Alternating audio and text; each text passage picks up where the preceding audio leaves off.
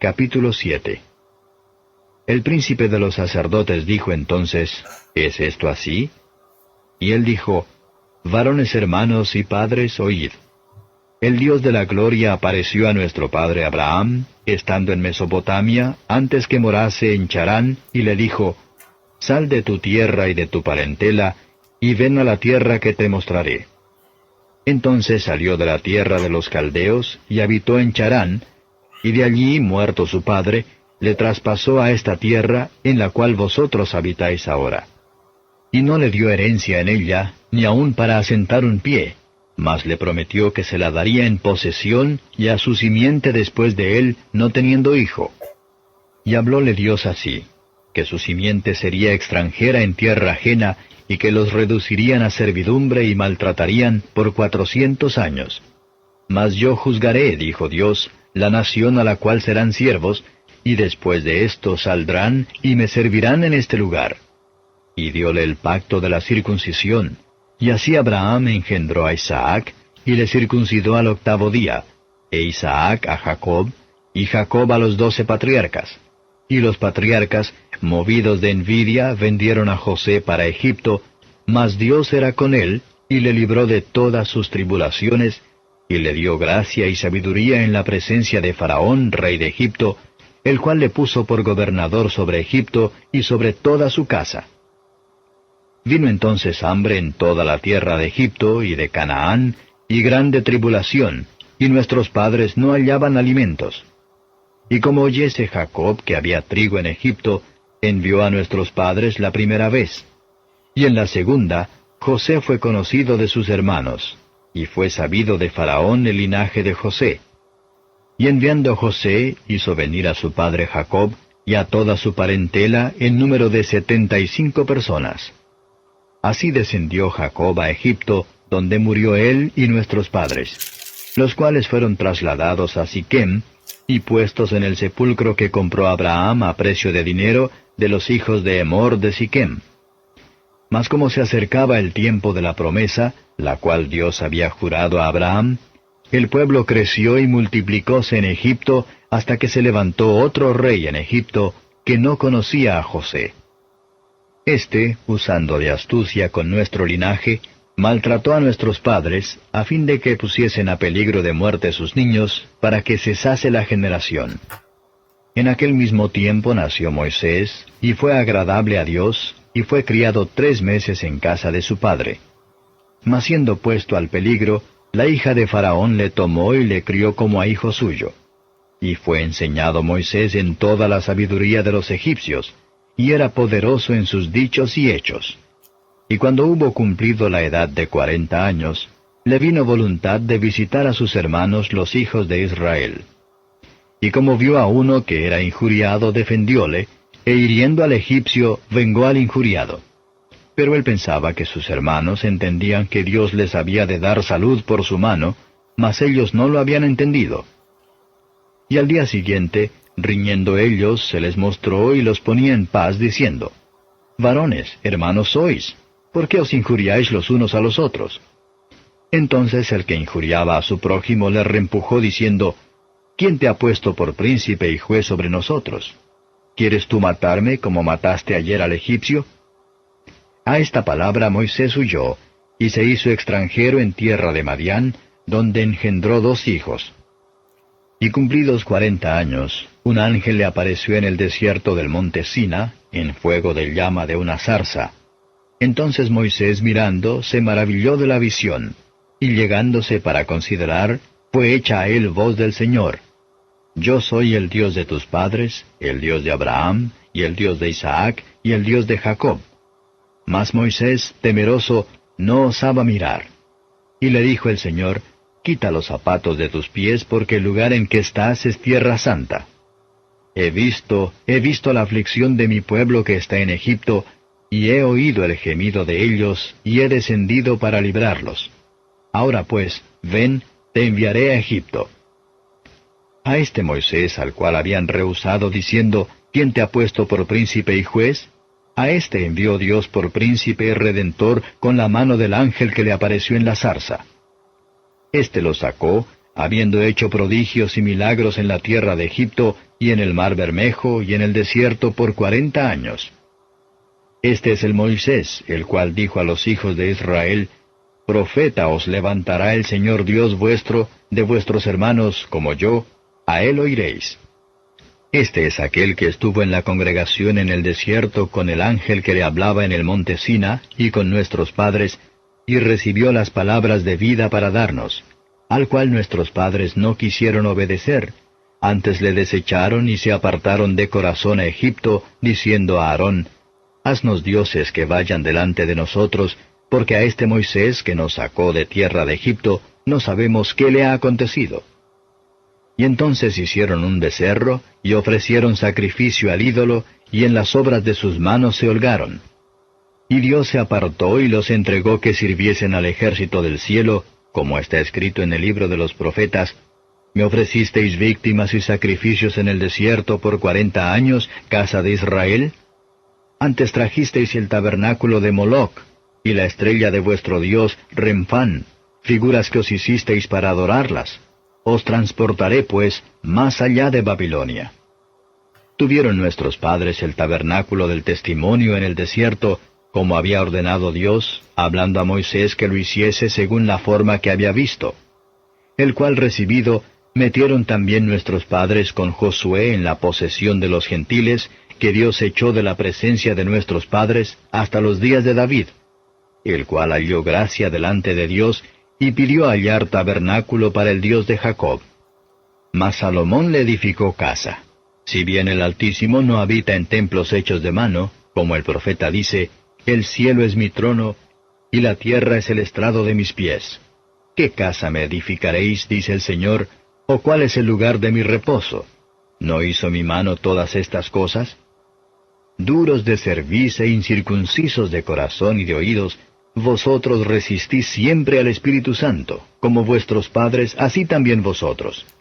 ¿A cuál de los profetas no persiguieron vuestros padres, y mataron a los que antes anunciaron la venida del justo, del cual vosotros ahora habéis sido entregadores y matadores, que recibisteis la ley por disposición de ángeles, y no la guardasteis? Y oyendo estas cosas, regañaban de sus corazones y crujían los dientes contra él. Mas él, estando lleno de Espíritu Santo, puestos los ojos en el cielo, vio la gloria de Dios y a Jesús que estaba a la diestra de Dios, y dijo, He aquí veo los cielos abiertos, y al Hijo del Hombre que está a la diestra de Dios. Entonces, dando grandes voces, se taparon sus oídos y arremetieron unánimes contra él. Y echándolo fuera de la ciudad, le apedreaban. Y los testigos pusieron sus vestidos a los pies de un mancebo que se llamaba Saulo. Y apedrearon a Esteban, invocando él y diciendo, Señor Jesús, recibe mi espíritu. Y puesto de rodillas, clamó a gran voz, Señor, no les imputes este pecado. Y habiendo dicho esto, durmió. Bendiciones, hermanos, le damos gracias al Señor, y en esta ocasión vamos a trabajar aquí en lo que llamamos análisis contextual en el capítulo 7 del libro de los Hechos. Interesante el capítulo 7, porque vamos a estar hablando en el mismo con relación a lo que se conoce como la defensa y muerte de Esteban. Es por eso que a través de la lectura que se hizo a través del audio, en adición a escucharla, es bueno entonces hacer lo que se llama un análisis contextual.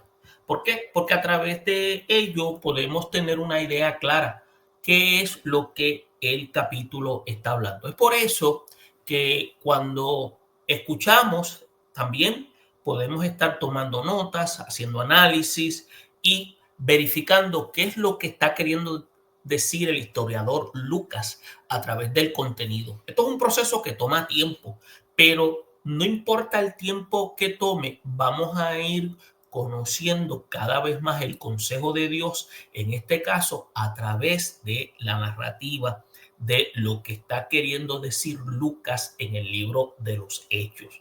Es por eso que estamos viendo que se sugiere que a través de los puntos del mensaje de Esteban, que algunos consideran que para los de lo que se presenta los eruditos de aquel tiempo era irrelevante a las acusaciones presentadas para el Sanedrín, el relato que presenta Lucas es una controversia, mejor dicho, que no clarifica los detalles del contenido.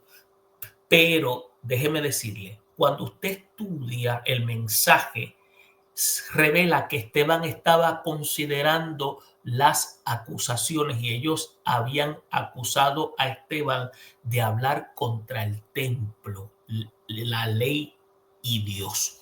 Y es importante porque esto ya se ve desde el capítulo 6, 11, versículo 11 y 13. Ahora, los judíos creían, escuche bien, que había solamente un Dios y el único Dios verdadero que había en Jerusalén, en la casa, había sido preparada para él. O sea, ellos pensaban que Dios estaba exclusivamente en el templo. Entonces se conocía a Jerusalén como la ciudad santa a causa de la presencia de Dios en medio de su pueblo. Por eso es que si las naciones gentiles querían adorar al único Dios viviente, tenían que venir a Jerusalén. Esa era la mentalidad que se tenía. Por lo tanto, cumplir con los requerimientos ceremoniales judaicos y llegar a ser prosélitos de la religión judía para tener acceso a Jehová, eso era importante dentro del judaísmo. Entonces vemos que Esteban rechaza esa pretensión que se tenía. Entonces, cuando el sumo sacerdote le preguntó con relación a las acusaciones que se habían hecho contra Esteban, que predicó un sermón, el cual entonces él mostró que partiendo de las escrituras del Antiguo Testamento, que Dios se había revelado en otros lugares, aparte del templo, que Dios no era un Dios nacional de los judíos, sino que era un Dios universal. Entonces estamos viendo aquí que Esteban está presentando que el Dios de Israel es un Dios amplio. Por eso estamos viendo que la presencia de Dios, cuando se hace mención en el versículo 4 al 15, que él se menciona en Harán y Egipto, que Jehová apareció utilizando el término Yahvé, que apareció también en Harán, que guió a Abraham a la tierra de Canaán, aunque tenemos que entender que a Abraham se le había prometido la tierra de Canaán, como se menciona en Génesis. Esteban hace señalamiento que Abraham no poseyó realmente la tierra. Él recibió la promesa que sus descendientes la iban a heredar. Y eso es importante cuando hagamos lectura. Yo por lo personal, yo tengo que a veces hacer lectura 3 o 4 veces porque a veces no lo capto de inmediato. Entonces, antes del cumplimiento de la promesa, los israelitas fueron esclavizados en Egipto por alrededor de 430 años. Entonces, Esteban describe las circunstancias que conducen a la esclavitud del pueblo hebreo. Y más adelante, cuando Dios los saca de Egipto, es en el monte, allá en el monte Oreb, es donde allá Él les da una identidad y los llama Israel. Y es importante esto. Ahora, y es importante porque la introducción de la esclavitud en Egipto fue para enfatizar que Dios era capaz de bendecir a José, aún bajo circunstancias adversas en un país extranjero. Entonces, esta promesa que se le da a Abraham comienza a tener forma sacando a los hebreos de Egipto y convirtiéndolos en nación. Entonces, en el versículo 16 se habla de lo que se llama la aprobación de Samaria por Dios. Por eso es que Esteban utilizó otro país que disgustaba a los judíos para ilustrar la universalidad de Dios. Por eso es que Esteban resume y combina el relato de Génesis a los entierros de José y Jacob. Y en realidad, analice lo siguiente: Jacob fue enterrado en Maspela, que fue una cueva que Abraham compró en Efrón. Usted lo puede encontrar en Génesis 50, versículo 13. Entonces, José fue enterrado en Siquén. que es un terreno que Jacob compró de los hijos de Amor. Entonces, usted puede ver que si la tierra de Judea y la ciudad de Jerusalén hubieran poseído una santidad especial, sería lógico que los patriarcas hubieran sido enterrados allí. Pero usted puede observar que con la aprobación de Dios, ellos fueron enterrados en la tierra despreciada de Samaria. Ahora, cuando usted va y hace lectura de los versículos 17 al 37, usted nota que Esteban continúa la historia de las apariciones de Dios a su pueblo en otras tierras diferentes a Judea, refiriéndose a las experiencias de Moisés, en donde por medio del cual se entregó la ley que había nacido en Egipto. Entonces Dios no se le apareció en Jerusalén, sino en el desierto del monte Sinaí, que también se menciona como Monte Oreb, porque esto es una cadena de montañas. Entonces, en Monte Sinaí, que es la tierra de los madianitas, o lo que se conoce actualmente como Arabia, en la llama de una zarza ardiente. Entonces, el lugar fue considerado como una santidad especial. ¿Por qué? Porque también hay que ver que en ese lugar es el encuentro que tiene Moisés con Dios, y es un llamado que le hace Dios a Moisés a tener una relación con él, pero también le da una tarea. Y eso es otro tema importante que un día de esto tocaremos. Pero también vemos que en los versículos 38 al 40 se habla de lo que se podría mencionar como la presencia de Dios en el desierto. Y es donde Esteban usó el ejemplo del tabernáculo portátil como lo que es una ilustración de que Dios no está limitado al templo de Jerusalén. En el tiempo de Josué, la presencia de Dios estaba simbolizada por el arca, que capacitó a los israelitas para desterrar a los enemigos de Canaán. Entonces, siglos después, el lugar de habitación para el Dios de Jacob, el templo, fue construido en Jerusalén. Ustedes saben que por Salomón. Ahora, Esteban creía que Jehová podía ser encontrado en otras naciones y que los gentiles no tenían que hacerse prosélitos y viajar a Jerusalén para llegar a la presencia de Dios. Entonces, la creencia y la predicación de Esteban lo que hace es que minimiza la importancia del templo. Entonces, los enemigos de Esteban eran incapaces de desafiar su sabiduría y espíritu, porque él estaba citando la escritura en apoyo de su posición. O sea, el argumento de Esteban era sólido. Entonces, él señala que Dios no habita en templos hechos de manos, como dice el profeta. Por eso el profeta decía: el cielo es mi trono y la tierra es estrado de mis pies. Entonces, la pregunta es: ¿qué casa me edificaréis? Dice el Señor. ¿O cuál es el lugar de mi reposo? Entonces, el Dios que creó los cielos y la tierra no puede estar encerrado dentro de un templo. Es para que ustedes vean al punto que había llegado la mentalidad religiosa de estas personas. Entonces, es el Dios de Israel, es un Dios universal, pero los religiosos no lo comprendían. Entonces, y hay que ver que puede ser encontrado en cada nación, que es lo que Esteban le está queriendo hacer entender. Entonces, no es necesario que los verdaderos adoradores hagan un peregrinaje a Jerusalén para participar en las ceremonias religiosas y fiestas sagradas. Miren, eso era lo que quería presentar como argumento Esteban, y no querían entender. Es para que ustedes entiendan lo que es la religiosidad. Peligrosísima. Mire, cuando vemos todo esto, esto nos ayuda a poder analizar cuidadosamente todo este capítulo. Esto que presentamos aquí es un elemento prácticamente introductorio, ¿no? Porque el capítulo 7, obviamente estamos hablando de lo que podríamos decir 60 versículos. Por eso es que cuando estamos viendo en el capítulo 7, estamos notando lo siguiente. ¿Qué es el capítulo 7? Pues fíjese, en términos generales se trata del discurso profético de Esteban y lo que se conoce más bien o lo que se podría llamar la teología del rechazo. Por eso es que este capítulo lo que está presentando es un momento dramático de donde aquí Lucas está presentando a este hombre.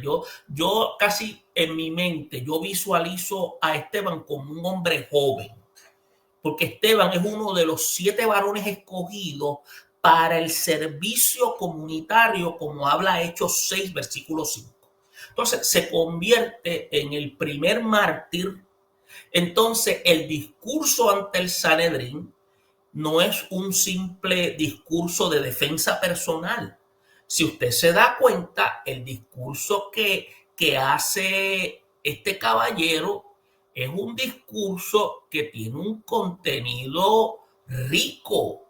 ¿Por qué? Porque cuando usted lo ve a través de la escritura, usted puede notar que es una exposición de carácter profética que recorre toda la historia de Israel. Entonces, él está prácticamente lo que podríamos decir, denunciando el rechazo sistemático de los enviados de Dios y culmina en una invasión celestial que confirma la autoridad de Cristo. ¿De quién viene el rechazo? De los líderes religiosos.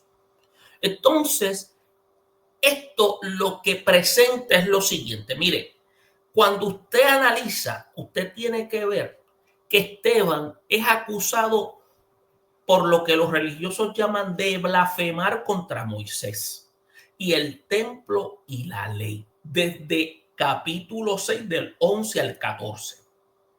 Entonces, estas acusaciones lo que están es reflejando una tensión entre los del camino, que son los cristianos, que son la iglesia naciente y las estructuras religiosas del judaísmo del segundo templo. Entonces, el Sanedrín, que este grupo de 71, que es, Sanedrín es lo que se llama la asamblea sentada, como este cuerpo judicial religioso que representa la autoridad institucional, que se sienta o se siente, mejor dicho, amenazada por la expansión del mensaje cristiano. Aquí se le presentan una serie de argumentos para que entre en razón y despierte el discernimiento. Vemos cómo el historiador Lucas, el autor de los Hechos, está presentando a Esteban como un hombre lleno de gracia y de poder, cuyas palabras y obras provocan oposición. Por eso es que en el capítulo 7 se convierte en lo que se llama una plataforma para una teología de la historia, donde está interpretando, entiéndase Esteban, el pasado de Israel a la luz del rechazo de Cristo. Y esto es bien interesante. ¿Por qué? Porque usted va a ver, si me sigue, usted va a notar que desde el versículo 2 al 16, Esteban está iniciando con Abraham, el padre de la fe, enfatizando que Dios se le apareció en Mesopotamia antes de que viniera a Harán o que viviera en Harán. Entonces, este detalle es crucial y esta revelación divina no está limitada al templo ni en Jerusalén, como habíamos dicho en la introducción. Esteban está subrayando que la relación con Dios precede las instituciones religiosas. Entonces está mencionando a Isaac, a Jacob y a José, destacando cómo José fue rechazado por sus hermanos, pero exaltado por Dios. Entonces, esto es lo que se llama un patrón de rechazo vindicando o también o de vindicación, déjenme corregir, que iba a ser clave en el resto del discurso que iba a tener Esteban. Entonces es como un patrón que iba de aspirar ascendente. Entonces, si usted observa en los versículos 17 al 43, es como desde Moisés y el Éxodo. ¿Por qué? Porque la figura de Moisés está ocupando una parte central en el discurso. Entonces Esteban lo presenta como un libertador, el caudillo rechazado por su pueblo. Por eso es que hace la pregunta, ¿quién te ha puesto por gobernante y juez? A pesar de este rechazo, Dios lo escoge como mediador del pacto. Entonces Esteban, usted ve que está enfatizando que Moisés profetizó la venida de otro profeta, como dice el versículo 37. Déjenme mostrarle aquí como elemento de evidencia. En el versículo 37, él dice, este Moisés es el que dijo a los hijos de Israel, profeta os levantará el Señor vuestro Dios de entre vuestros hermanos, como a mí, a él oiréis. Entonces, esta referencia es una referencia mesiánica que está apuntando a Cristo, o sea, es cristotélica, porque apunta a Cristo. Entonces, está denunciando idolatría del pueblo que en el desierto prefirió el becerro de oro en presencia divina, que a la presencia divina, perdón. Entonces, hay otro aspecto importante. En los versículos 44 al 50, estoy tratando de resumir porque esto es mucho contenido. Esteban ahora aborda directamente el tema del templo, que es el objeto de lo que se llaman las acusaciones en su contra. Entonces hace citación de Isaías 66, versículo 1 al 2, para hacer una afirmación que el Altísimo no habita en templos hechos por manos humanas. Esto es una declaración que no niega el valor histórico del templo, pero está cuestionando su absolutización. Esto es la presencia de Dios, que es dinámica, no estática y no puede ser contenida por estructuras humanas. Dios es espíritu, Dios está en todas partes, es omnipresente. Entonces Dios es un Dios relacional.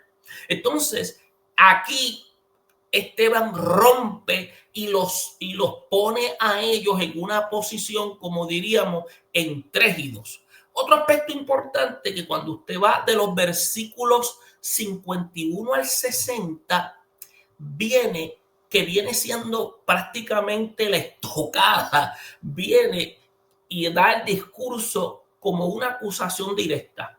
Ustedes son duros de servicio. Entonces, siempre se resisten al Espíritu Santo. Versículo 51. Entonces, Esteban está denunciando algo aquí: continuidad del rechazo. Los padres persiguieron a los profetas, enciéndase sus descendientes pasados, y ahora los líderes han traicionado y asesinado al justo. Entonces esto es importante porque esto es una confrontación provocadora a la ira del Sanedrín. Ellos estaban, como dicen en mi barrio, como un guabapelo. Entonces, que llevaron al punto de apedrearlo. Entonces, antes de morir, Esteban dice que ve los ojos abiertos y a Jesús de pie a la diestra, en el versículo 56. Miren, esta frase es importante. Usted sabe por qué. Porque esta expresión está indicando de que ya Jesús está reinando. Aunque nosotros no lo veamos dentro de nuestra periferia como nosotros pensamos lo que es reinar. Porque ahora la iglesia está en posición de reclutamiento. Por eso es que nosotros estamos evangelizando y todavía el libro de los Hechos está abierto. Por eso es que es una visión que está confirmando su testimonio y está anticipando la glorificación de los mártires.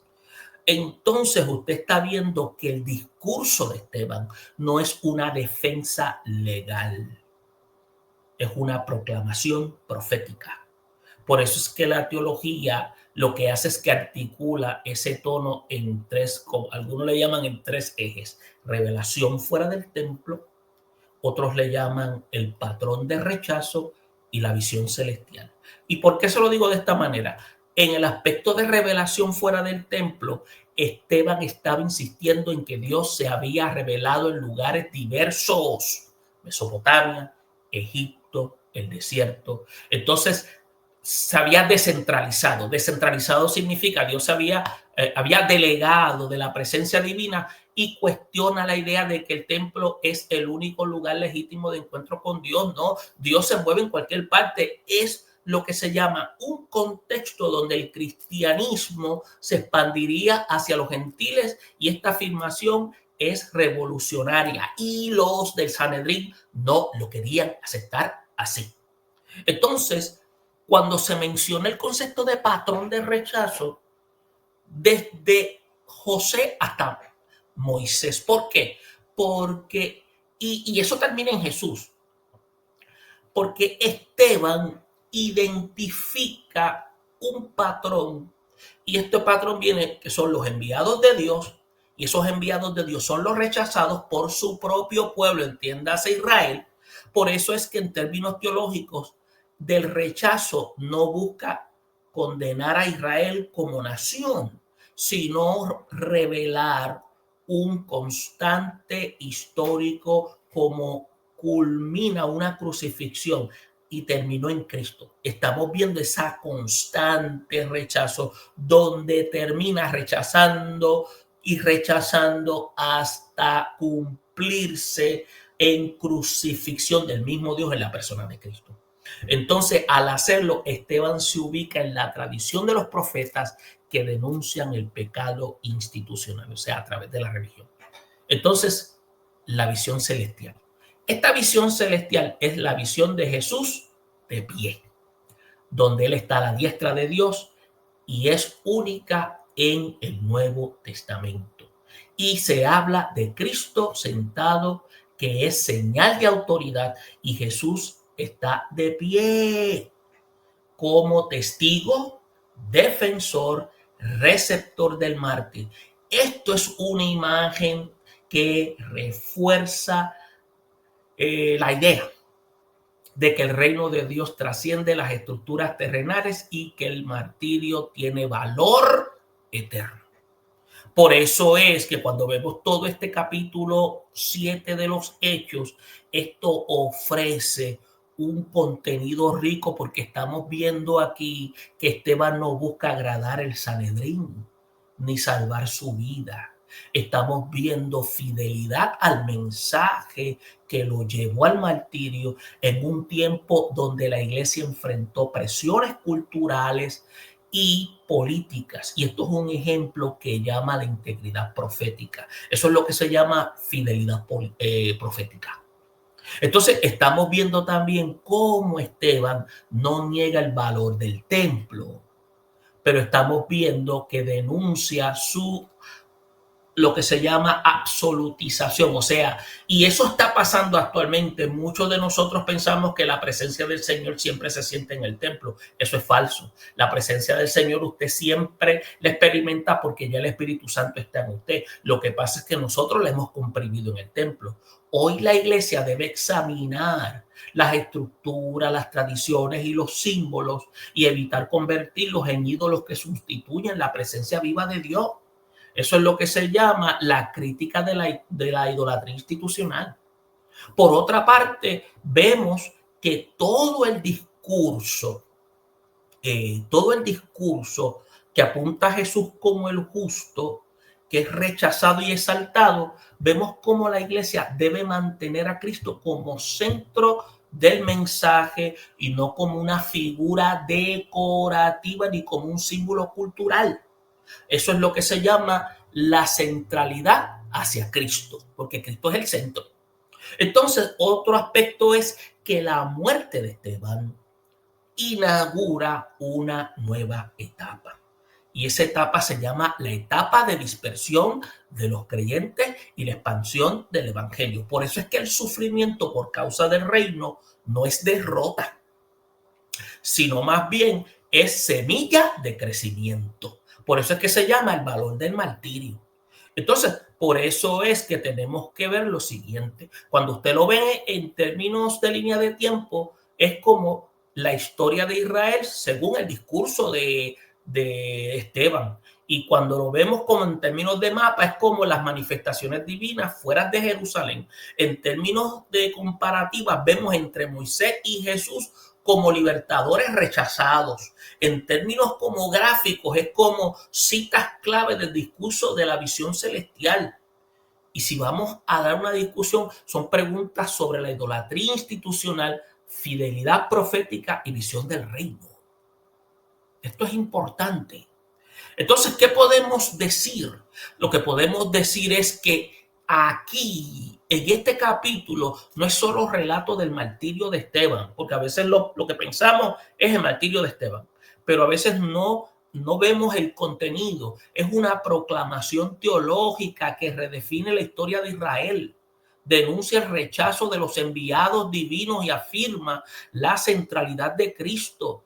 Y aquí Esteban, como profeta y como mártir, se convierte en modelo de fidelidad e integridad y visión espiritual. Por eso es que el discurso desafía a la iglesia a vivir en valentía y discernir la presencia de Dios más allá de las estructuras humanas y proclamar el reino con convicción, aun cuando ello implique sufrimiento. Por eso es que en el mundo donde la fe es a menudo domesticada por la cultura y a veces la fe es diluida por los medios, porque hoy la fe se ha diluido tanto, ¿qué pasa? Este capítulo lo que hace es recordarnos a nosotros que el testimonio fiel puede costar la vida e incluso también puede abrir los cielos. Esto es sumamente importante. Por eso es que cuando usted analiza, a veces nos debemos preguntar, pero ¿cuál es la idea central aquí? Pues mire, la idea central que usted puede encontrar aquí es que la historia de Israel es que revela un patrón constante de rechazo de los mensajeros de Dios y se va culminando en el rechazo de Jesucristo, que es el justo, a través del discurso de Esteban, porque Esteban se lo indica a los líderes religiosos. Por eso es que estamos viendo un historiador como Lucas que presenta la teología que trae Esteban, confrontando la idolatría institucional, reivindicando la revelación divina fuera del templo y preparando el camino para la expansión del evangelio más allá de Jerusalén. Cuando usted ve todo esto, a veces tenemos que ver y qué podemos interpretar de este contenido. Mire, Dios no está limitado al templo, hay rechazo sistemático de los enviados de Dios, Jesús como el cumplimiento profético y la visión celestial confirma el reino. Pero ¿qué más pueden decir? Bueno, cuando decimos que Dios no está limitado al templo, Esteban está diciendo que la historia de Abraham, José y Moisés lo que hacen es que muestran que Dios se ha manifestado desde antes de que naciera el pueblo de Israel. Mesopotamia, Egipto, el desierto, y esto rompe con la idea del templo. Entonces estamos viendo, como dice el versículo 48, el versículo 48 dice: si bien el Altísimo no habita en templos hechos de mano, como dice el profeta, quiere decir que él estaba ya presente. El cielo es mi trono y la tierra el estrado de mis pies. Entonces estamos viendo que hay un rechazo sistemático de los enviados. Miren, desde José hasta Moisés, volvemos y reiteramos, y finalmente Jesús. Por eso es que el pueblo de Israel rechazó a quien Dios levantó para su liberación. Por eso es que Esteban los denunció. A Esteban no le tembló el pulso. Y Esteban los denuncia y este patrón como una resistencia al Espíritu Santo. Y después le dice: ustedes son duros de cerviz, siempre resisten al Espíritu Santo. El versículo 51 lo pueden encontrar. Por eso es que Jesús es como el cumplimiento profético. Por eso es que lo conecta con Moisés. Por eso es que cuando Moisés dice que se le va a levantar un profeta como yo, eso lo está diciendo Moisés, Jesús es ese como yo.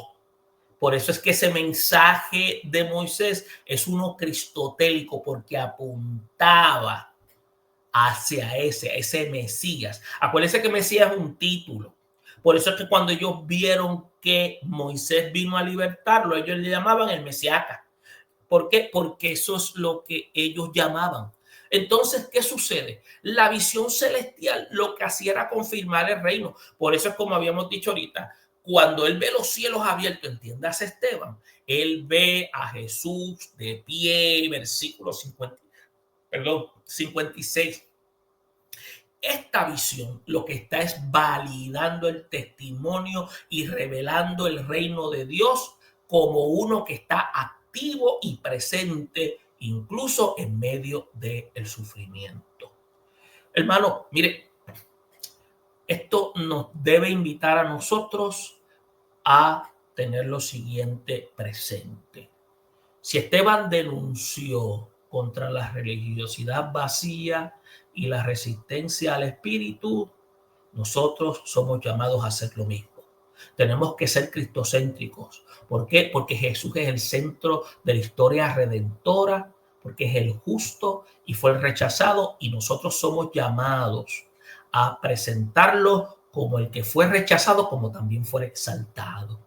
En función de carácter misionera, miren, esta muerte de Esteban fue la catapulta para la expansión del evangelio fuera de Jerusalén. En términos pastorales, el martirio de Esteban enseña que la fidelidad puede costar vida, o puede costar la vida, mejor dicho, pero abre los cielos. Y esto nos ayuda para que tengamos una visión clara. Y a veces surgen preguntas, bueno, pero ¿cómo se esparció el evangelio tan rápido a través del imperio? Miren, a través de la muerte de Esteban, la persecución se inicia inmediatamente.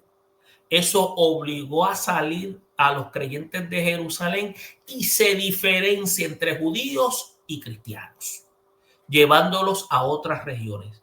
Entonces, los caminos, esa frase, todos los caminos conducen a Roma, ese era el network de aquel tiempo y se convirtió en la ruta para ir a diferentes lugares a diseminar el evangelio.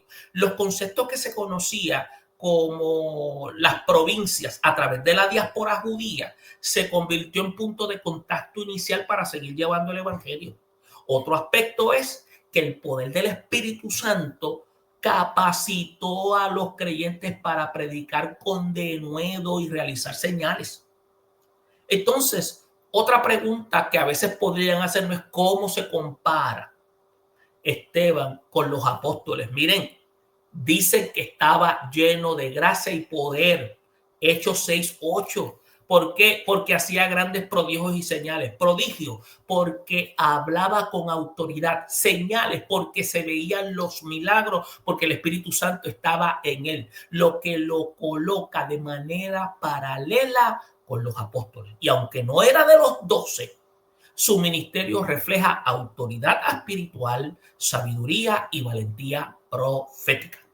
Otro aspecto importante que tenemos que ver es ¿qué dijo Esteban en contra del templo? Mire, hermano, Esteban, Dios no habita en templos hechos por manos humanas. La presencia de Dios se había manifestado históricamente fuera del templo. O sea, él lo que dijo no fue nada ofensivo, pero cuando uno es religioso, esas cosas molestan. Esas cosas molestan. Ahora, ¿por qué Esteban fue acusado de hablar contra Dios? Porque al él afirmar, escuche bien, que Jesús era el cumplimiento de las promesas divinas y que el templo no era. Acuérdense que para ellos el problema era el templo. No era el lugar de revelación. Los líderes de ese momento, los líderes religiosos, lo que hicieron fue que interpretaron sus palabras como blasfemia. Miren, allí estaban las ropas desgarradas. Que eso, el sastre se botó arreglando toda esa ropa.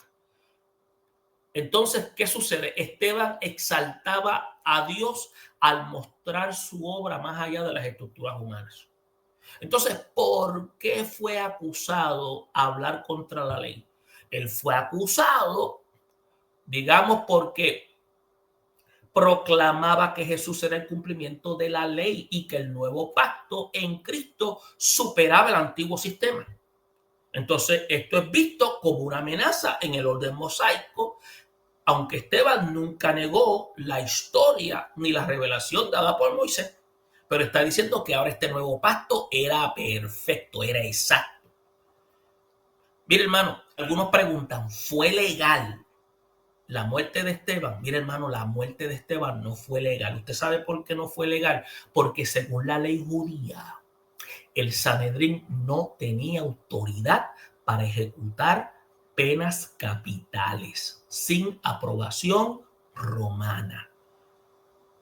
¿Usted sabe lo que eso significa? Significa que la muerte de Esteban fue una ejecución extrajudicial impulsada por la ira colectiva y por un juicio que no fue legítimo.